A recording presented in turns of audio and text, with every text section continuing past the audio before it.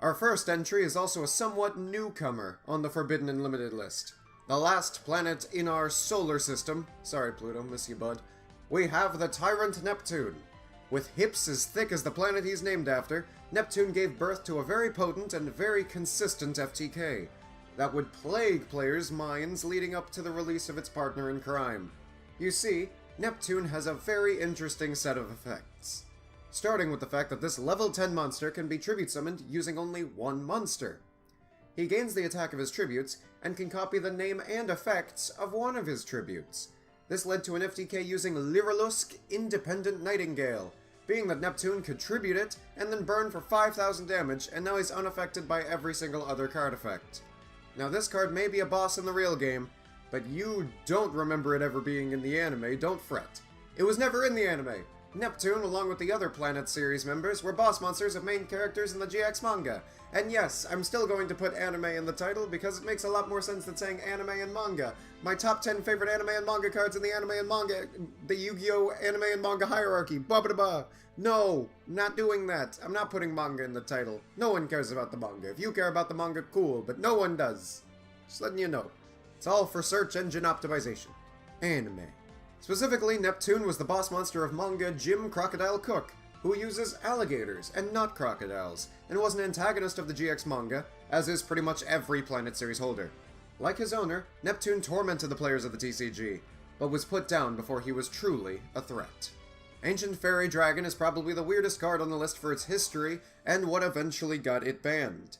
It was a pretty solid card in the Synchro era, simply because a free special summon from hand being a neat effect on a 3k wall. Synchros weren't as deeply explored as a concept yet, and also, some people still ran their weird 5Ds field spells.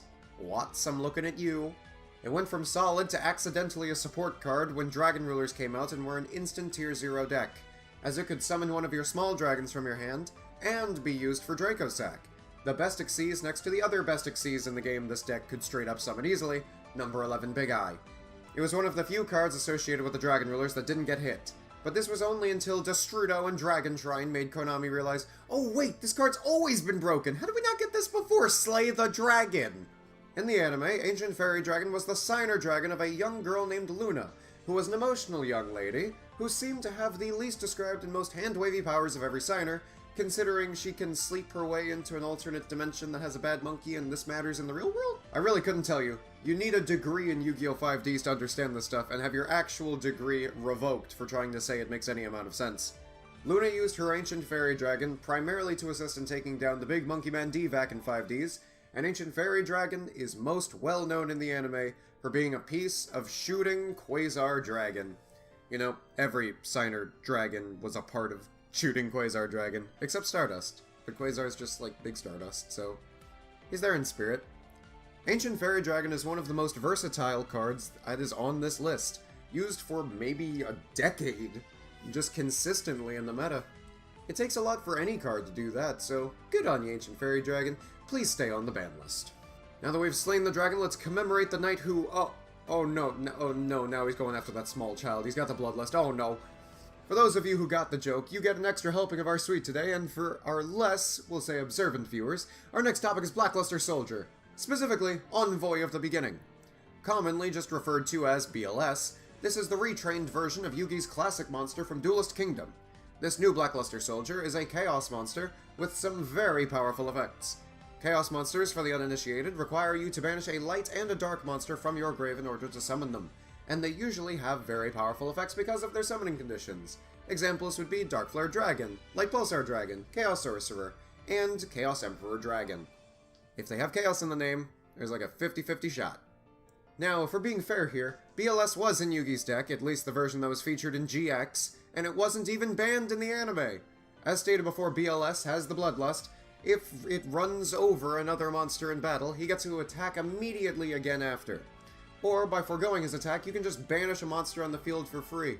This may not seem very strong by modern standards, and to be honest, he is at 3 once again, but back in the day, this card was terrifying, able to turn a losing situation into a turnaround victory immediately, or just dropping him as a huge wall for the opponent to overcome his 3000 attack and continuous banishing. A classic for back in the day, and a symbol of the Chaos playstyle, This Chaos playstyle was the basis for all versions of Blackluster Soldier to come. Even the ritual ones, who only seemed to be used in crazy FTK videos and Duel Links. Thanks, BLS, you gave this unto this world.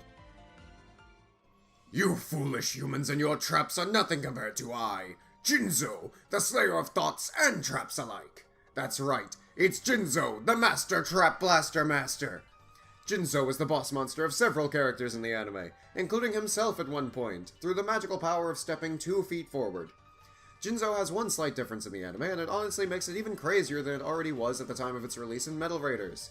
On summon, anime Jinzo destroys all traps on the field, even the set ones, while negating their effects in the process, and he continues to check face-downs and destroy any trap that is set. So on top of just oppressing traps, he nukes them as well. Needless to say, in formats where traps actually really mattered, having an Omni-Trap Negator and simultaneously destroying them would be insane. Even the IRL Jinzo was limited for a time despite being nerfed by comparison. Mainly because priority was a thing and Jinzo was in the second set ever made, so you know that tribute summoning was not only relevant, but an incredible strategy. Mirror Force was limited around the same time for being oppressive, then Jinzo came onto the list a little bit later on for just nullifying the entire idea of over a third of the game's importance, as monsters were coming along trying to be relevant by this point. It's called spell speed for a reason, spells are the most powerful. Granted, that appears to be coming out in the next set, and trust me, we'll get to that. Time to channel you in a Maximilian Pegasus. Yugi boys. This one's forbidden monster didn't come off the ban list until somewhat recently. He can see his ass and yours too, it's Thousand Eyes Restrict. This multi-eyed malevolent monstrosity of misery can consume one of your opponent's monsters, steal their stats by equipping them, and then sacrifice it to stop Thousand Eyes from being destroyed by battle. And that's if the opponent's monsters can attack, as he restricts all other monsters from attacking! With no restrictions on his summoning, in his heyday, Thousand Eyes was summoned using any level 1 monster and Metamorphosis, and later in life by using Instant Fusion. That problem card over there is now consumed. That big monster that is hurting you is now gone. All shall be consumed or eviscerated by this demonic magician. Translator's note. Thousand Eyes Restrict is a spellcaster. You can hire him for your kid's birthday party. When this gruesome, grotesque gargantuan Goliath appeared, it was obvious that Yugi was in for the fight of his life, taking some Duelist Kingdom shenanigans in order to overcome the mighty threat to the metagame. A signature card of both Pegasus and GOAT format as a whole, this card has cemented itself into the history of the game, and its legacy will forever be remembered, even getting a new variant last year in Millennium Eyes Restrict. And I swear, that just sounds like it's painful. Earth Tuner, Non-Tuner. By their levels combined equaling 6, we have Yugioh Guardian, a power creeper that was power crept into irrelevance. Back in the day, this low-level, high-attack synchro was a staple of every synchro deck in the 5Ds era. But wait, how could this be? Did every deck run an Earth Tuner? Well, this restriction wasn't always there. Originally, Yugioh Guardian was completely generic, and boy, God save your field, because one of your monsters was going to top 10 worst anime betrayals you. Just like my man Trudge, Yugioh Guardian will tear you down and beat your ass so fast that, wait, what's that? Trudge never won a single duel in 5Ds? Huh. Well then, even with that being the case, Yugioh Guardian is still one of the poster children of the 5Ds era, being Mr. Steal Yo Girl and extending your plays in an era where such a thing really wasn't a very big practice yet. Especially in a snatch steal that damages the opponent instead of healing them. But when Yugioh is finally released from the ban list, they errata him, nerfing him after he had already been power crept. By the time Yugioh was a free 2800 attack beater that steals after running over a monster isn't worth running. Instead, it takes up precious extra deck space from playmakers, something that seemed infeasible in the 5Ds era. And yet the Banes didn't end for the Kabuki man, given he was added to Duel Links via 2 skills for Trudge that, until recently, made you either have to sacrifice your entire extra deck for him to be in the extra deck, or hope to RNGesus you get him out of the other Yugioh synchros in a 2 out of 5 pulling that could even give you multiples. Konami, why must you kick our favorite little Kabuki man while he's down?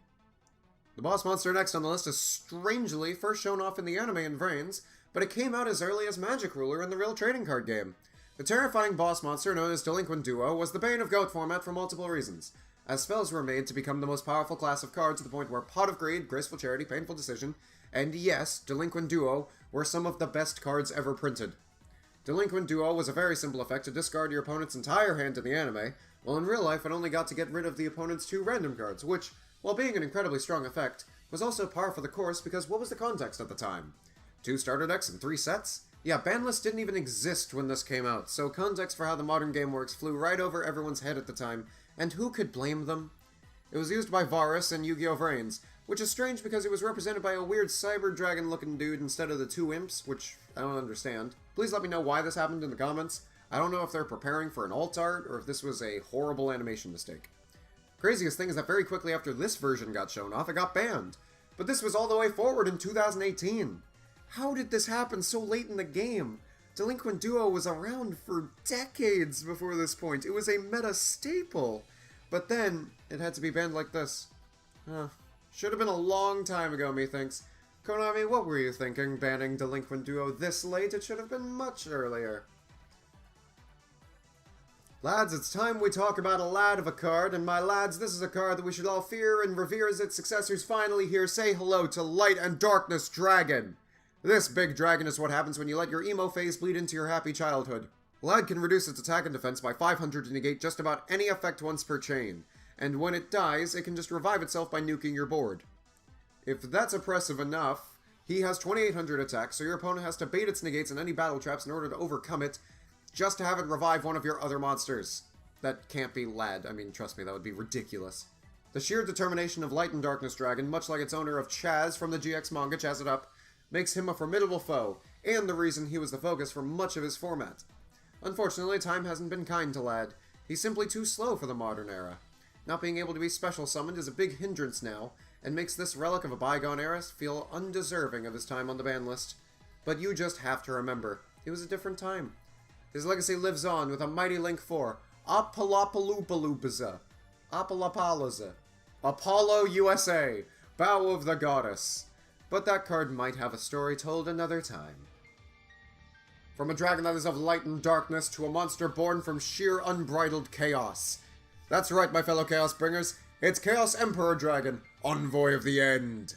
This ungodly abomination was a harbinger of death and doom in his time, and was banned until this very year. Like his contemporary Blackluster Soldier Envoy at the beginning, it must be special summoned by banishing a light and a dark monster in your grave. Unlike BLS, he's the progenitor of an FTK? I mean, there's not really an anagram for first turn, I know I'm going to win the game and there's no possible way for you to actually do anything, so you might as well concede. Kill. So you see, Chaos Emperor Dragon had to pay 1,000 life points to send every card on the field and in hand to the graveyard and burn the opponent by 300 times the number of cards sent. Then if you have something pre-errata Sangan on the field without using your normal summon, you can search another banned monster, YATA-GARASU. With this, you can enter the Yata lock, which stops the opponent from drawing, and thus they can never attack you, as they'll never be able to have cards in their hand or do anything. Now, some of you may be asking why such a powerful monster was able to come off the ban list. Well, I'll tell you how. With the power of erratas, restricting the second effect to stopping you from using any other card effects in the same turn, and only burning the opponent for their cards.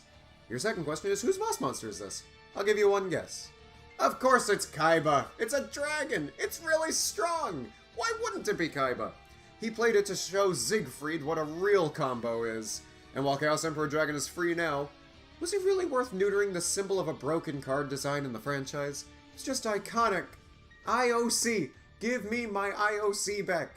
Un-errata DMOC and put it on the list. Un-errata CED and put him back on the list. With our last card today, we'll be visiting the only protagonist ace monster to ever be banned. Because, oh god. We're back into the frames with Firewall Dragon. Where do I start with this behemoth of a boss? Well, to start off, we have a non-once per turn effect to summon a monster from the hand if a monster he points to is sent to the graveyard. Yeah, you just get to replace your link material with more material, and then you replace that material as well with more material. I think you see where this is going. The second effect allows you to bounce a monster on the field and in the grave, equal to how many monsters Firewall is co-linked with. While this is a once per duel effect, Konami made one oversight. If that Firewall leaves the field and returns, this effect is reset, thus allowing you to loop cards, even Firewalls, for massive extra link boards that stop the opponent from playing the game, or FTKing by looping the first effect of Firewall Dragon. Fortunately for those who watch the anime, Playmaker never used any degenerate combo like real-life players. He also only played Firewall like 4 times, ever. To be fair, Playmaker's real ace is Decode Talker, so does that mean Firewall still counts for the... Of course it does! It's a dragon with 2500 attack! There's just so many degenerate combos to be made with Firewall, from looping a Assault Core, or Assault Core as I love to call it, FTKing using dangers and dark worlds, oh my, to just letting you recycle materials for more link plays, allowing you to make extra links that can't be broken with a Winged Dragon of Raw Sphere mode. Maybe even 2.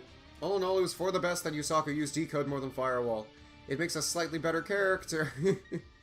Yusaku being a character. Or at least a more respectable one. Oh, hey, Firewall at least gave us the basis for our first fully released Rank 5. I'm waiting to see that one break the meta. By break the meta, I mean be used in meme Salamangreat builds and just kind of be, solid.